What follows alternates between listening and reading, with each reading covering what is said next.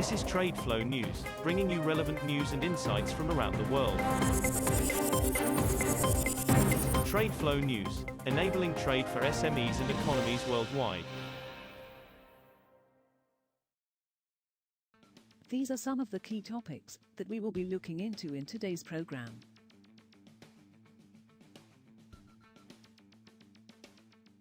First, let's take a look at the overnight headlines which are impacting the commodity markets. China's oil refinery output slipped 1.8% from year-ago levels in May, Statistics Bureau data showed on Monday, as refiners undertook planned maintenance overhauls and processing margins were pressured by rising crude costs. Refiners processed 60.52 million metric tons of crude oil in May, according to data from the National Bureau of Statistics, NBS, equivalent to 14.25 million barrels per day, BPD. This was down from 14.3 million barrels of oil per day in April and 14.6 million barrels of oil per day in May 2023. The Biden administration is ready to release more oil from the U.S. strategic stockpile to stop any jump in petrol prices this summer, the Financial Times reported on Monday. Senior Biden advisor Amos Hochstein told the newspaper that oil prices are still too high for many Americans, and he would like to see them cut down a little bit further. Hochstein, speaking to the Fort, said that the U.S. would continue to purchase into next year, until we think that the Strategic Petroleum Reserve, SPR, has the volume that it needs again to serve its original purpose of energy security. Moving on to the top news in the energy sector.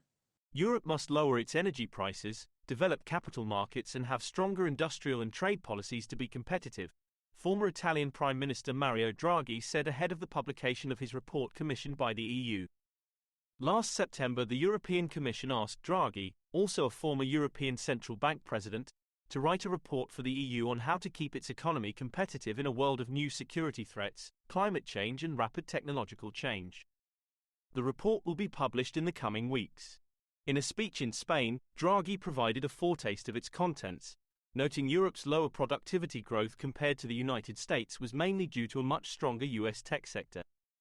Oil prices slipped in Asian trading on Monday after a survey on Friday showed weaker U.S. consumer demand and as May crude production rose in China, the world's biggest crude importer.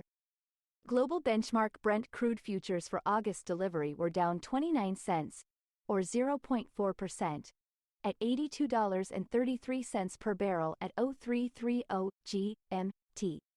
U.S. West Texas Intermediate crude futures for July delivery were also down 29 cents at $78.16 a barrel.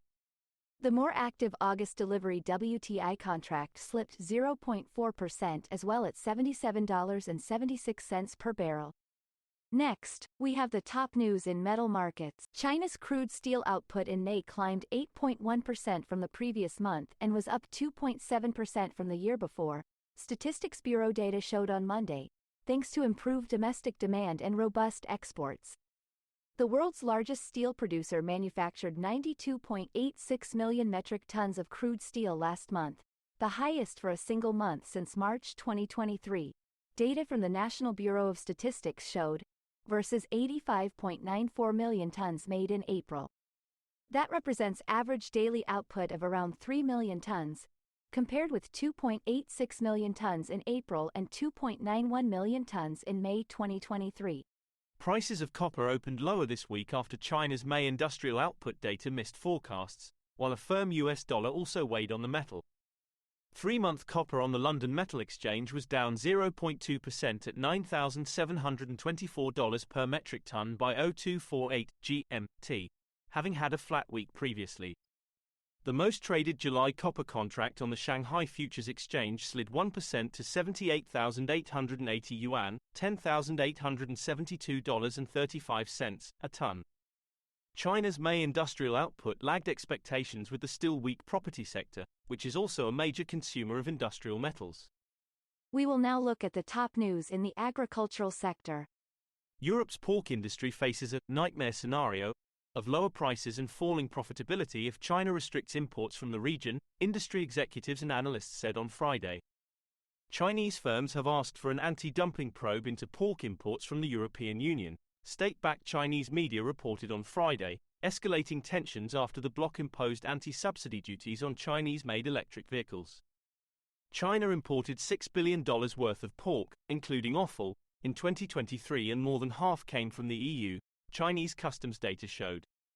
Ending those orders would result in a huge loss of business for Europe's meat industry. That is all for today's news on commodity markets. Stay tuned to TradeFlow News as we continue to provide you with more updates. We also invite you to follow us on Twitter at TradeFlow News, which allows you to watch our program on your mobile device or desktop to receive information from there.